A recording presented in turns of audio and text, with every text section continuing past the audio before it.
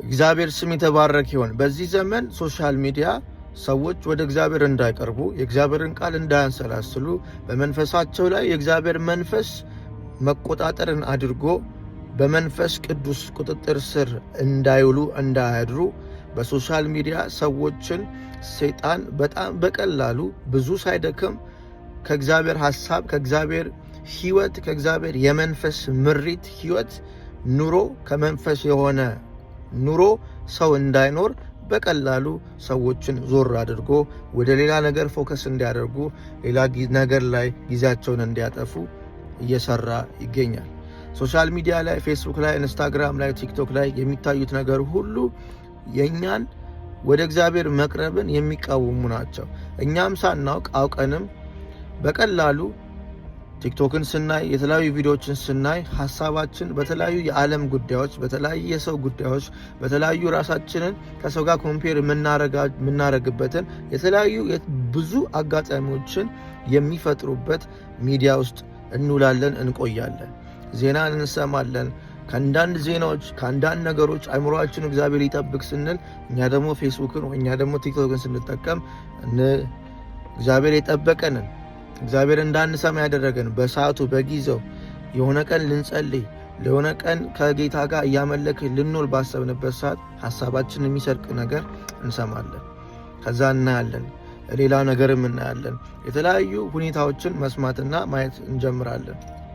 አሁን በጣም ሰይጣን በቀላሉ ከእግዚአብሔር ሐሳብ በጸሎት እንዳንቆይ፣ ቃሉን እንዳናሰላስል፣ ከቃሉ ጋር እንዳንቆይ፣ ከእግዚአብሔር መገኘት ጋር አብረን እንዳንቆይ በቀላሉ በፌስቡካችን፣ በቲክቶክ፣ በሶሻል ሚዲያ ሐሳባችን ይወስደዋል። ይሄ ደግሞ በግልጥ የሆነ ያለ ነገር ነው። ብዙ ሰው ይክዳል። ብዙ ሰው ይሄ አይደለም፣ ልክ አይደለም፣ ጥሩ ነው፣ እንደዚህ የተጠቀምኩ ነው ይላል። ግን ሰይጣን ይሄን እንድንል በጣም ይፈልጋል። እኔን ስንክድለት እውነት አለው ብለን ስናመቻችለት ሰይጣን ደስ ይለዋል። ምክንያቱም ከዋና የእግዚአብሔር ሐሳብ እያስወጣን ስለሆነ፣ ሐሳቡ እየተሳካለት ስለሆነ ደስ ይለዋል። ግን ለነቃ ሰው እየተጠቀመ እንኳን ልክ አለመሆኑ ማወቁ ወደ እውነተኛ መንገድ የመድረስ አጋጣሚው በጣም ይቀርባል። ሰው ግን እያደረገ ያለው ነገር ልክ ሳይሆን ቀርቶ የሚከራከርለት ከሆነ ልክ ነኝ ብሎ የሚከራከር ከሆነ ወደ እውነት የመድረስ ጉዞ በጣም እየራቀ ይሆናል። በተቃራኒ መንገድ እየሄደ ይመጣል። ለምሳሌ አንድ እየጠጣ እየሰከረ በጣም የተቸገረ ሰው እያለቀሰ በሚጠጣበት ሰዓት አሁን ወደ ቀልቡ ልክ አለመሆኑ እያወቀ እውነት ሌላ ቦታ እንዳለ ትክክል አለመሆኑን እያወቀ ስካር ውስጥ መቆየት ሱስ ውስጥ መቆየት እንደሌለበት የሚያክሰው በሚጠጣበት ከሱሱ የመውጫ መጀመሪያ መንገዱ ልክ አለመሆኑ ማወቁ ነው። ሊጠጣ ይችላል የተወሰነ ጊዜ እስከሚወጣ ከሱሱ። ግን የመጀመሪያ ወደ እውነተኛ መንገድ ወደ ትክክለኛ ወደ እግዚአብሔር ፈቃድ የመምጣት ጉዞ የሚጀምረው ልክ አለመሆኑን ያወቀ ሰዓት ነው። ልክ ነኝ ብሎ ግን በሚከራከርበት ሰዓት መቼም ወደ እውነት የመቅረብ ጉዞ ሊቀርብ አይችልም፣ እየራቀ ይመጣል። ስለዚህ አሁን እየተጠቀምን ሶሻል ሚዲያም ቲክቶክም ምናምን እየተጠቀምን ግን ከባድና መጥፎ ነገር እያደረገብን እንደሆነ መረዳት ልክነትን እያቀረበልን ወደ እግዚአብሔር መቅረብ ጉዟችንን እያፈጠነልን ይመጣል። ልጠቀም ይችላሉ ዛሬ የተወሰነ ሰዓት ልጠቀም ግን ውስጥ እየተጸጸተ በሚመጣበት ሰዓት መልካም ነው እና አሁን ሰው ይህን ነገር ይከራከራል። ልክ ነው እንደዚህ ግን እግዚአብሔር ለብዙ ወጣቶች እግዚአብሔር ለብዙ ሰዎች ከዚህ ነገር ቢርቁ በረከትን አዘጋጅቷል፣ መልካምነቱን አዘጋጅቷል፣ የሚገለጥ የሱ የሆነ ዕውቀትና ጥበብን አዘጋጅቷል። በረከትን በመንፈስ ላይ የሚፈስን በረከት ጥበብን አዘጋጅቷል። የክብር አባት ክብርን አዘጋጅቷል። ግን ከዓለም ከወሬ ከብዙ ራሳችንን ኮምፔር ከሚያስደርጉን የተለያዩ የሰውን ህይወት ስናይ፣ የገሌን ህይወት ስናይ፣ የገሌን ማግባት ስናይ፣ የገሌን መኪና መግዛት ስናይ፣ የገሌ ዛሬ ምን እንደበላ ስናይ፣ የተለያዩ ዜናዎችን በምናይበት ሰዓት ከዚህ እየወጣን እንመጣለን፣ ከክብሩ እየጎደልን እንመጣለን። ግን ቀና ብለን ሁሉን አጥፍተን መኖር ስንጀምር ግን እግዚአብሔርን እያወቅነው እግዚአብሔርን እያየነው እንመጣለን፣ እያስተዋልን እንመጣለን፣ እየበረታን እንመጣለን። እግዚአብሔር ደግሞ በዛ ሰዓት ዞር ስንል ወደ እሱ ስንዞር መንፈሱን ይለቅብናል። የምንጸልይበትን መንፈስ፣ የቃሉን ረሃብ ይለቅብናል፣ ኃይሉን ይለቅብናል፣ ሰላሙን ይለቅልብናል፣ ደስታውን ይለቅብናል። የመገኘቱን ሙቀት በእኛ ሰውነት ላይ ይለቅብናል። አጥንቶቻችንን ማለምለም ይጀምራል፣ ማበርታት ይጀምራል። እሱን እያየነው እያወቅነው እንመጣለን። ስለዚህ እግዚአብሔር እየፈለገ ያለው ከናንተ፣ ከኔ፣ ከኛ እንድንርቅለት ነው።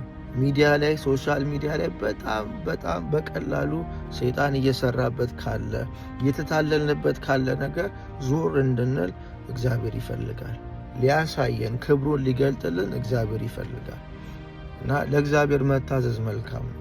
ባለንበት ቦታ ሆነን እኒህን ነገሮች እየራቅን ወደ እግዚአብሔር ቀና ብለን ገልጠን ሰማይና ምድሩን እያየን ዛፉን እያየን አይኖቻችን ገልጠን ቀጥታ እያየን እያመሰገንን ብንራመድ እያከበርነው መሬቱን እያየን መሬቱን አጸናሃት ሰማይን ዘረጋ እያለን እያመሰገንን እያከበርነው ስንሄድ ስንጸልይም በመኝታችን ታላቅነቱን እያሰብን ድንቅ አሰራሩን እያሰብን ሲነጋ ማንጋቱን እያደነቅን አብረኸኝ ሆነ ጠብቀኸኝ ነጋልኝ እያልን እያመሰገንን ቀኖቻችንም ደግሞ ዕለቶቻችን ጠዋት ማታ እያመሰገንነው እያከበርነው ቃሉን እያነበብነው ስንሄድ እግዚአብሔር ክብሩን እየገለጠ ፍቅሩን እየገለጠ መውደዱን እየገለጠ በጎ ነገር እንድናረግ ፍለጋውን እየጨመረብን እሱም ደግሞ ማድረግን እየሰጠን እየበረታን እንሄዳለን። ሌላ እግዚአብሔር ሊያሳየን የሚፈልገው እግዚአብሔር ክብሩን ሊገልጥበት የሚፈልገው ዓለም አለ። እኛ ግን ኦኩፓይ ሆነናል። አይምሯችን ተይዟል። አይምሯችን በብዙ ነገር ተይዟል። እጆቻችን ፈጥነው ወደ ፌስቡክ ወደ ቲክቶክ ይሄዳሉ፣ ወደ ሶሻል ሚዲያዎች ይሄዳሉ። ከነሱ ዜና ስለምንሰማ ከነሱ ወሬ ስለምናይ ከነሱ የተለያየ አይኖቻችንን የስጋ አይኖቻችንን የሚስብ ነገር ስላሉ እዛ ላይ ስለምንቆይ ከእግዚአብሔር ጋር መንገዳችን እየተጣረሰ እንጓዛለን። ግን ዛሬም ደግሞ እግዚአብሔር አለ። ዛሬም ሊረዳን፣ ዛሬም ሊያዋራን፣ ዛሬም ሊያናግረን፣ ዛሬም የእሱን የፍቅር ድምፅ ሊያሰማን፣ ዛሬም መገኘቱን ሊልክልን፣ ዛሬም ክብሩን አብሮ ሊልክብን አብሮ ሊያኖረን የእግዚአብሔርን ዕውቀት የእግዚአብሔርን ጥበብ የእግዚአብሔርን መረዳት አምልኮ ምስጋና ሰው አጥንት ውስጥ እግዚአብሔር ምስጋናን ሲከት ክብሩን ሲከት መገኘቱን ሲከት ማመስገን ይሆንልናል፣ መጸለይ ይሆንልናል፣ ማምለክ ቃሉን ማንበብ ይሆንልናል። ይሄ የበረከት ዓለም አለ። እግዚአብሔር ያስቀመጠው የተቀደሰ ተራራ አለ። እግዚአብሔር ሰውን ወደ እሱ የሚመጡትን መጻተኞች የሚወስድበት ደስ የሚያሰኛቸው መስዋዕታቸውን የሚቀበልበት የራሱ የክብር መንፈሳዊ ስፍራ አለ። በምድር እያለን በክብር ምንኖርበት እምነትን ምንይዝበት የእግዚአብሔርን ኃይል ምንቀበልበት እግዚአብሔርን የምናውቅበት አይኖቻችን የሚበሩበት እኛም ቀጥ ብለን ጠላቶቻችንን በመንፈሳዊ ዓለም ሁሉ የሚኖር በስጋም የተገለጠን ክፋትን የምንጠነቀቅበት የምናውቅበት የምንለይበት ጨለማ ውስጥ ያለ መንፈሳዊ ዓለም የማይታዩ የሚዋጉን አለቆችን ገዢዎችን መንፈሳዊ ክፉ ሰራዊትን የምናሸንፍበትን የሚያስታጥቀን እግዚአብሔር በክብሩ ክብሩን ሊገልጥ ለኛ አለ። ዞር ብለን ግን እሱን ማየት አለብን። ዲስትራክት ካረገን ከምንውልበት ጠዋት ተነስተን ከምናየው ማታ ከምንተኛበት ከቲቪው ከብዙ ነገሩ ግን ዞር እንድንል እግዚአብሔር ይፈልጋል። እግዚአብሔር ደስ የሚል መንፈስን ይልክብናል። እግዚአብሔር ደስ የሚል ክብር ያለበትን ሰላም ያለበትን ጸሎት ያለበትን ኃይል ያለበትን አጥንትን የሚያለመልም ብርቱ ጸሎተኛ ያደርገናል። ብርቱ እግዚአብሔር እኛን ተጠቅሞ ብርቱ ነገርን ያደርጋል። ምድር ላይ ለውጥን ያመጣል። ምድር ላይ ነውጥን ያመጣል። መልካሙን ስራ እንዲሰራለት እኛን ተጠቅሞ ያደርጋል። ዞር ስንል ኃይሉን ያደርግብናል። ኃይሉን ያደርግብናል። ቤተሰብን እንድንቀይር፣ የቤተሰብን እርግማን እንድንሰብር፣ ያልዳኑትን እንድናድን፣ ወደ እሱ እንድናመጣ፣ ወደ መዳን እንድናመጣ፣ የጠፉትን ወደ እሱ እንድናመጣ፣ ወደ ክርስቶስ እንድናመጣ፣ ደስታ ያጡትን ደስታን እንድንሰጣቸው፣ ብርሃን ያጡትን ብርሃን ሆነን ወደ እውነተኛው ብርሃን እንድናመጣ፣ ግራ የገባቸውን መልስ እንድንሆንላቸው፣ የት ልግባ ያሉትን መግቢያ እንድናሳያቸው፣ መንገዱን በሩን ኢየሱስ እንድናሳያቸው፣ ጸንተው እንዲቆሙ፣ ጸንተን ቆመን ጸንተው እንዲቆሙ እግዚአብሔር ስም ይባረክ። ጌታ ሆይ ከእኛ ጋር ሁን፣ እርዳን፣ አግዘን። አሜን።